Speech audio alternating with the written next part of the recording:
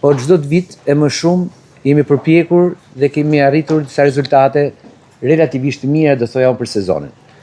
Por mendoj se ka shumë mundësi që së bashku të kemi dhe një sezon shumë më të mirë, dhe ky takim është kryesisht për të dëgjuar njëri tjetrin, për të përmirësuar sa më shumë punën për këtë vend mrekullueshëm që kemi, për këtë mundësi të jashtëzakonshme që këtë bukuri të këtij vendit me punën tuaj, me bashkëpunimin e bashkisë, të kemi mundësi ta kthejmë në një vend model. Për sa i përket mjedisit dhe pastrimit, jo për lëvdat, por ka lëshime shumë të mëdha nga vitet tjera, por ka diçka që mund të përmirësohen krejt lehtë. Për venimin tim duhet të vendosen orare për nxjerrjen e meturinave, që edhe firma ta ketë më të thjesht, edhe na ta kena më të thjesht që të caktojmë një orar për nxjerrjen e meturinave.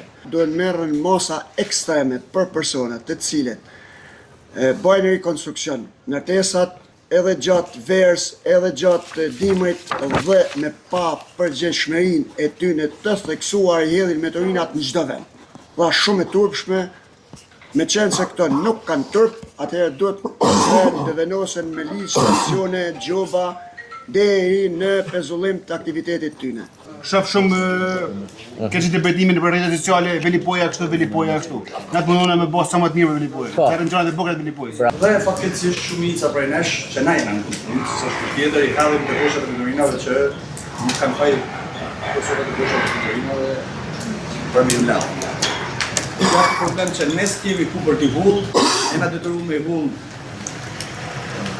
Është i gjatë që fatkeqësisht hullem edhe lavamana, dyshek, gjana, domethënë është një rëndësia jo, nuk ka shfaq ju, s'ka lidhje kjo pjesë të ju, por 9 me 7 mund të bëhet derdhja e plerave, nga 7 e mëngjesit deri në 9 darkës, kush hedh plera, siç eram dakord, do gjobitet. Unë mendoj që masi ta njoftojmë këtë gjë, edhe publikisht këtë rregullin e orareve, dhe çdo biznes të jetë i detyruar ti hedhi mbetjet me qese të zeza në kontener, që do të thotë që nëse nuk zbatohet, ne kemi drejtën me gjobit për ndotje.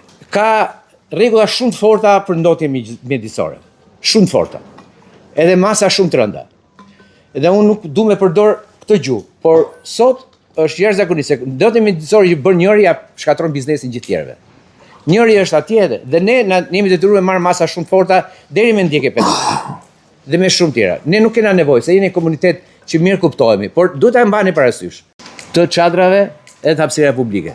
Këtu nuk jam fare tolerant te kjo, sepse duhet ketë hapësirë publike për pushusit, por i lutem shumë, betej e shtyve një rresht më këtej, more një më çadër më kështu, bëhet ne nuk duam.